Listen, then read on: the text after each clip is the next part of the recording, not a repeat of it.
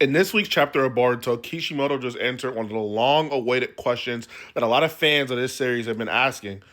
What does Sarada's eyes do?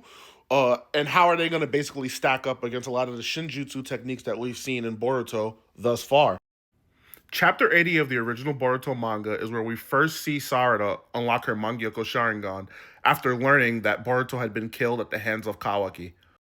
To set the stage, we fast forward to this week's chapter of Boruto, where we continue the fight between the Shinjutsu creature Ryu and then our Team 7, Team Sand Village Alliance, if you will.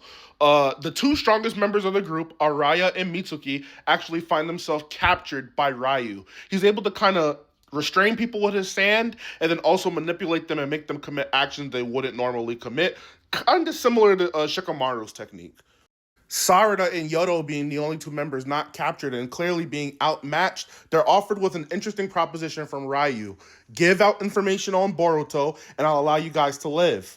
Yodo, immediately seeing through this deception, realizes they're not going to live no matter what information they provide, and they don't even have any information to give. So instead, she offers herself up, her being a sensory ninja. She'll basically do all of the scouting that Ryu needs in exchange for the other three members. To my surprise and the surprise of the team members present, Ryu, who pretty much seemed like kind of an idiot up until now, just impales Yodo outright. Doesn't take the deal, completely impales her.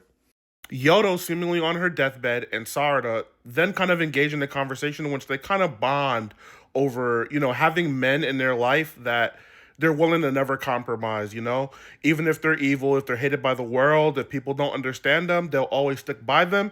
And she kind of mentions how Sarada is kind of holding her power back, right? Sarada maybe feeling like she needs to only use it for the greater good. In some way, shape, or form, Sarada has been constantly limiting herself. And she basically lets Sarada know it's okay to be selfish with your power. Even if it only means using it for that special person, it's okay to use your power how you see fit. Ryu, growing bored of this conversation, moves to make Sarada use her kunai to finish off Yodo and put her out of her misery. Sarada immediately gets locked in and not only removes the sand from herself, but from Arya and Mitsuki, who were captured as well. In the final page, we get to see Sarada fully activate her Mangekyo Sharingan. It seems like she has an ability similar to Obito's or maybe a brand new space-time ninjutsu altogether. But this awakening has seemingly turned the tides of the fight between her and Ryu. Here's a look at the actual technique itself. Very similar to Obito's in the fact that she creates a circle and it kind of sucks things in. I want to hear what you guys have to say, though. Do you think it's Obito one for one? Do you think it's a brand new space-time ninjutsu altogether? And then how do you think it'll stack up against some of the other techniques we've seen thus far?